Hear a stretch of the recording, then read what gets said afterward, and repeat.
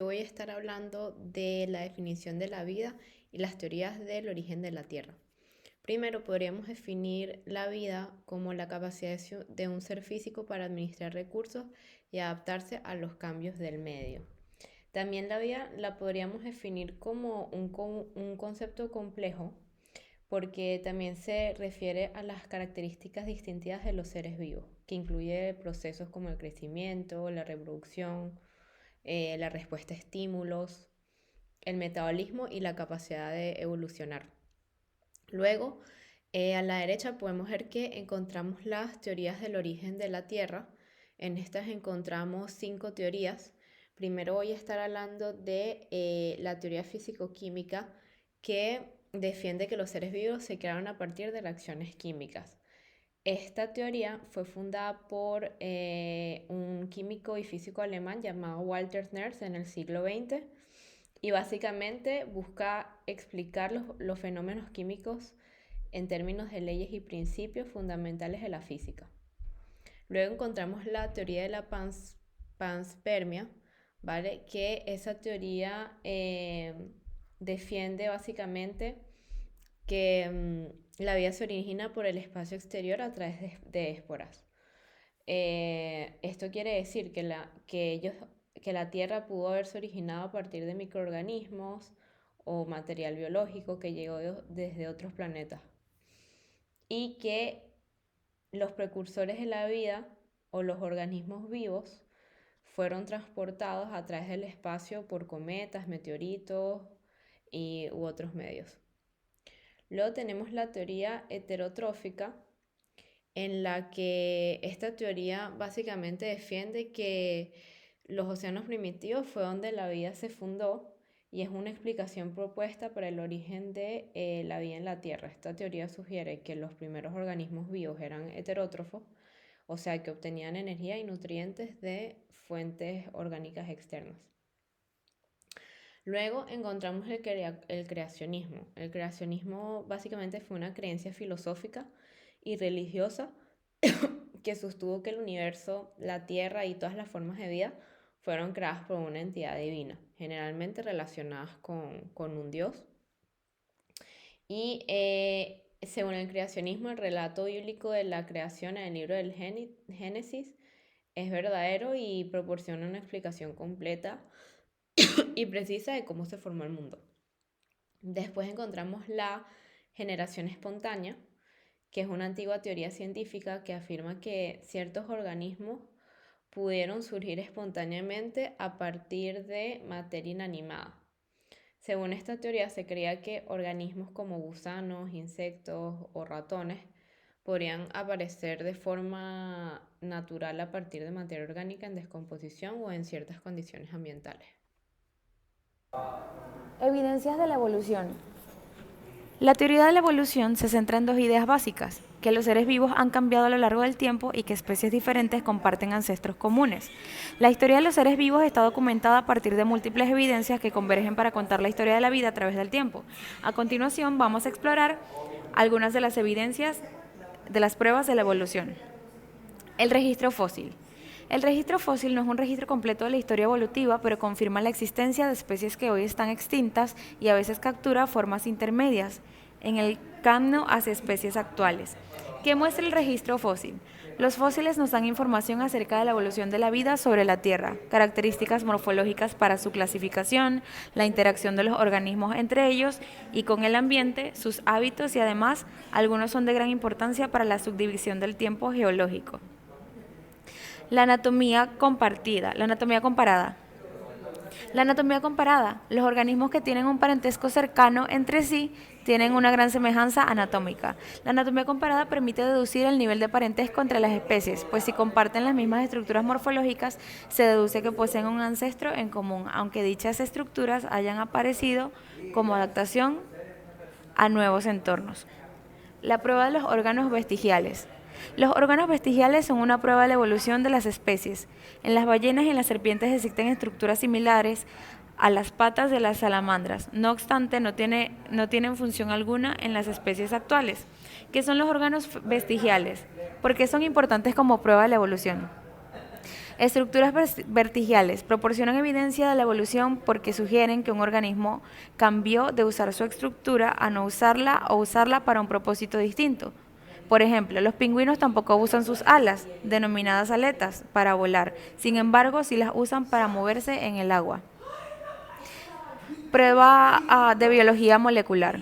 La prueba de biología molecular es un método de laboratorio en el que se usa una muestra de tejido, sangre o líquido corporal para verificar si hay ciertos genes, proteínas u otras moléculas que son signos de una enfermedad o afección como el cáncer.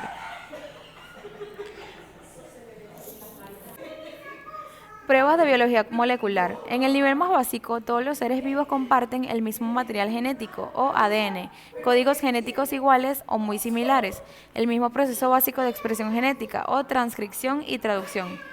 ¿Qué son las pruebas biológicas de la evolución? Consisten en la existencia de especies parecidas que habitan en lugares relacionados por su clima, vegetación, orografía, etc.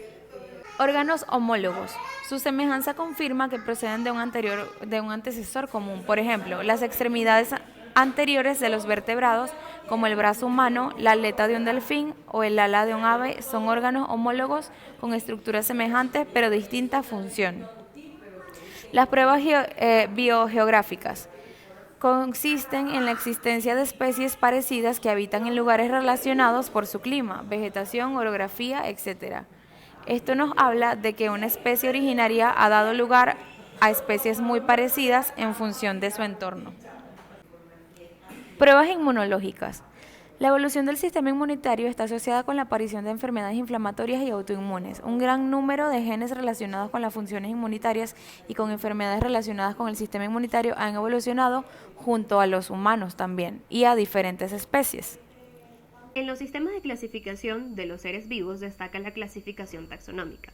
Esta va a agrupar a las especies en distintos niveles jerárquicos, teniendo el dominio, el reino, el filo o división, la clase, el orden, la familia, el género y la especie. El dominio va a estar dado principalmente por los ADNs y ARNs, el reino a su vez por las características celulares.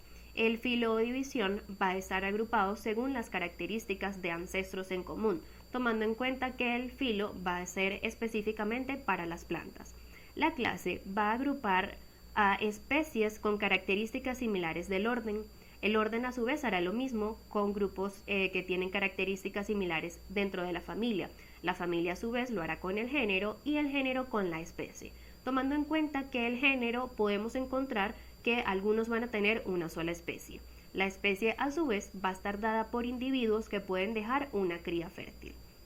Dentro del reino encontramos que tenemos 5 subdivisiones: el reino animal, el reino plantae, el reino fungi, el reino monera y el reino protista. Dentro del reino animal vamos a estar incluidos todos los animales, tanto animales como seres humanos, siendo células o eucariotas. En el reino plantae van a estar todas las plantas, siendo también células, organismos eucariotas. Dentro del reino fungi van a estar organizados todos los hongos, incluidos también las levaduras. En el reino monera vamos a encontrar que es el reino de las bacterias principalmente, y el reino protista, que es el reino menos definido, menos determinado. En este vamos a encontrar células protozoarias y también algas. Para estar agrupados de estas formas debemos contar con algunos caracteres taxonómicos. Estos caracteres van a ser fisiológicos, citológicos, morfológicos y bioquímicos, siendo los fisiológicos los que nos van a agrupar según las funciones que realiza en nuestro cuerpo, por ejemplo, el intercambio de oxígeno por el CO2. En los citológicos vamos a encontrar diferenciados, por ejemplo, aquellas especies que poseen pared celular de las que no la necesitan. Dentro de los morfológicos vamos a encontrar agrupadas a especies que tienen características en comunes. Por ejemplo, todos aquellos que tienen alas van a ser definidos o agrupados como aves. Y en los bioquímicos vamos a encontrar que es principalmente definido por los componentes sanguíneos. Por ejemplo, diferenciando al chimpancé del humano por la presencia de hemoglobina. La biodiversidad es la variedad de seres vivos que existen en el planeta. Se divide en 3 tipos: biodiversidad genética, biodiversidad de especies y biodiversidad de ecosistema. Microorganismo. El microorganismo es solo lo que se puede ver bajo un microscopio. Por ejemplo, incluye las bacterias, los protozoos, las algas y los hongos. Su tamaño es reducido, que son imprescindibles con la vista. Sus reacciones metabólicas son muy veloces y la relación que mantienen con el medio es intensa. Estos se clasifican en dos tipos: procarióticos y eucarióticos. Los procarióticos son aquellos que no poseen núcleo, como las bacterias, y los eucarióticos son las células que contienen un núcleo, por ejemplo los hongos, entre otros. ¿Qué son los seres autrófotos y los seres heterófotos? Los seres autrófotos, como dice la palabra auto, y trófos, que es alimentación, ellos se alimentan por ellos mismos. Son capaces de sintetizar su propia sustancia alimenticia a partir de la materia inorgánica y alguna fuente de energía como la luz del sol. Ahí tenemos a las plantas. Y este se divide en dos tipos: autrófotos inferiores y autrófotos superiores. Los autrófotos inferiores son organismos eucariotas que tienen la capacidad de realizar fototensis. Por ejemplo, las algas, como dijimos en el principio de la biodiversidad, que son las eucariotas, que ahí tenemos las algas. Tenemos los autrófotos superiores, proveen de los heterófotos de alimentos y oxígenos y plantas. ¿Qué son los seres autrófotos? Ete significa diferente y autrófotos alimentos. Entonces, ellos obtienen el alimento de otras especies, como por ejemplo los animales. Y este se divide en 4 tipos: los herbívoros. Los herbívoros son aquellos que se alimentan de plantas, por ejemplo el venado. Los carnívoros, que son los que cazan su comida, o otros estróferos, que son los animales, por ejemplo el león caza otro animal para poder alimentarse. Los omnívoros, que se alimentan tanto de las plantas y animales. Y tenemos a los sapótrofos, que consumen materia orgánica muerta. Estos dos tipos de seres se dividen, ese es su medio de alimentación. ¿Cuál es la diferencia de ellos? Los heterófotos son aquellos que se alimentan, como les dije, de su otra especie.